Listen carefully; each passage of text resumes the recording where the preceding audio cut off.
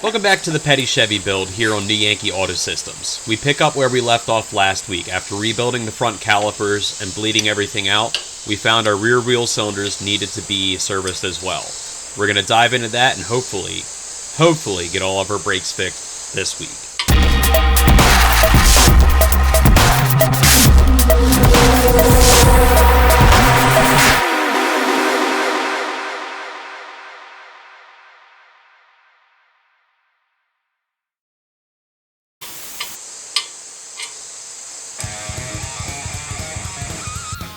Here I am bleeding out the front calipers after being rebuilt before I find out that the rear wheel cylinders will need to be serviced as well. I was really hoping that this was going to be the last of my brake issues, however, we've just got to fix it.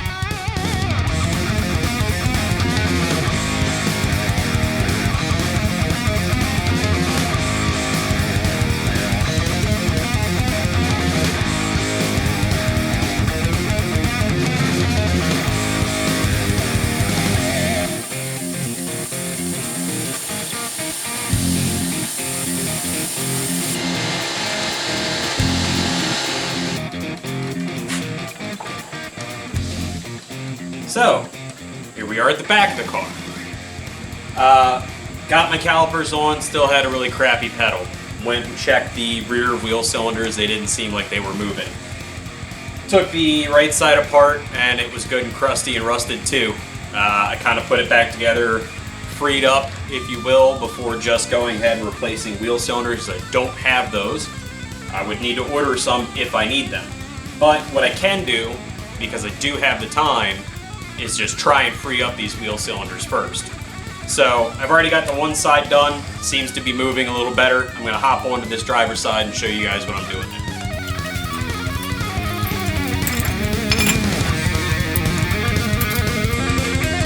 This was by far one of the most stubborn brake shoe springs I've ever had to deal with. I do not know why it gave me so much trouble. Eventually I just had to actually wind down the adjuster to give me the slack that I needed to pull the spring off. And I got there, and I know diagonal cutters are not the right tool to use, but I don't have all my tools at my shop and I'm just working with what I've got.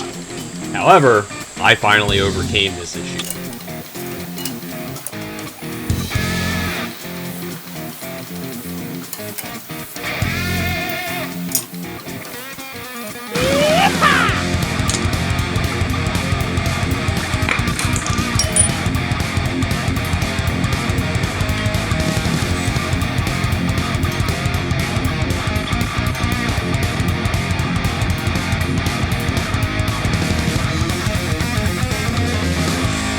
The front side wants to move, the back side does not.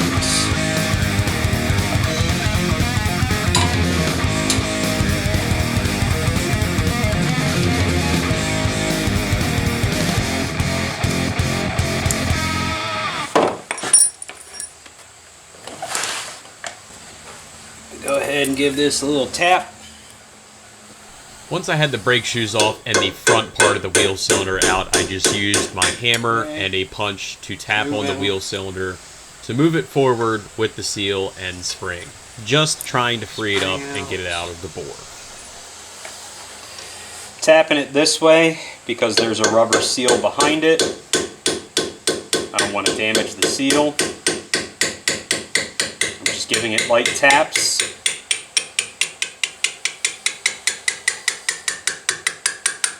There's the seal, and there's the piston. So, pretty good and corroded. Probably looks worse inside the bore. One thing I am going to do, I'm just going to tap this back through the other way. Try and get some of the rust out.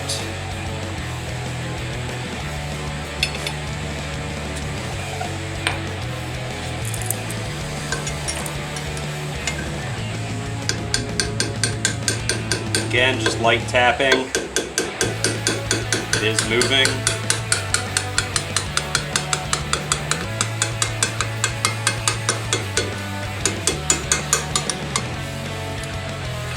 And there we go.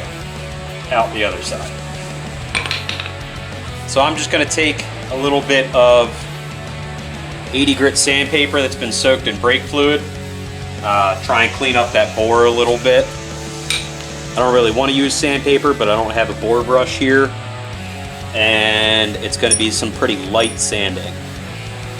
Not anything crazy.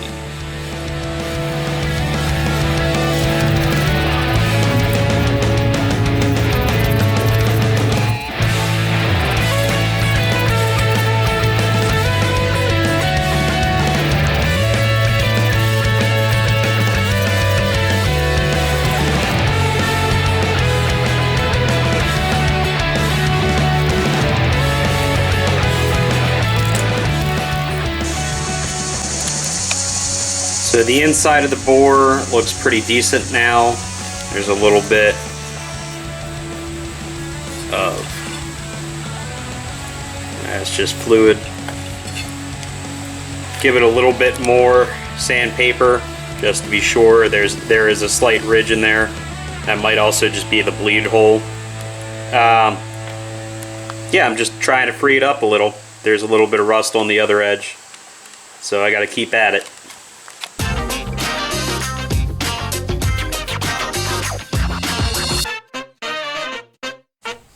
After finishing cleaning the inside of the wheel cylinder bore, I moved on to the pistons. For this, I did use my rotary tool. It was soft enough, and it made it a heck of a lot quicker to do.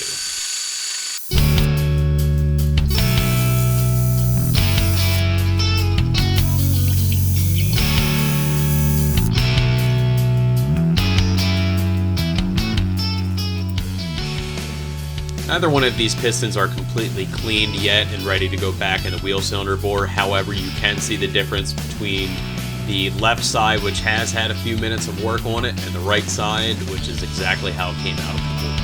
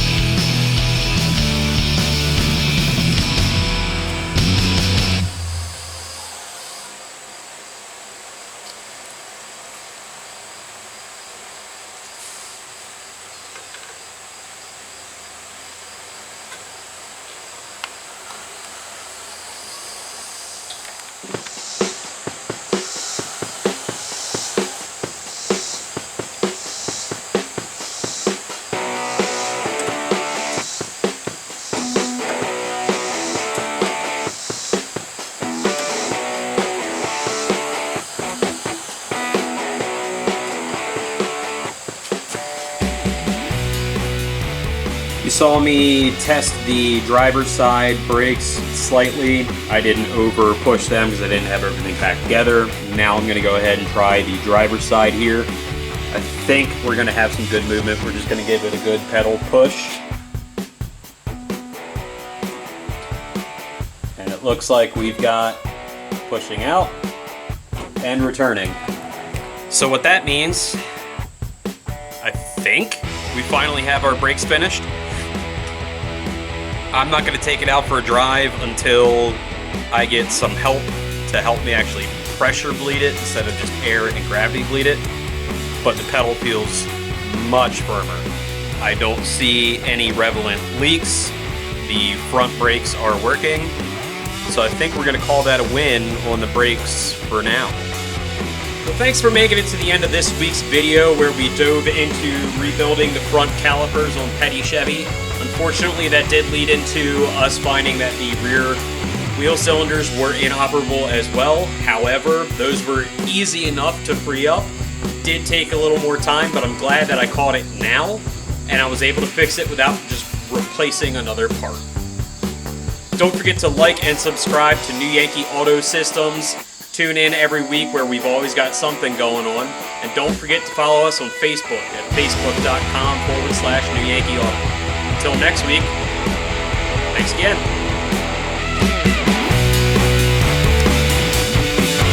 Yes.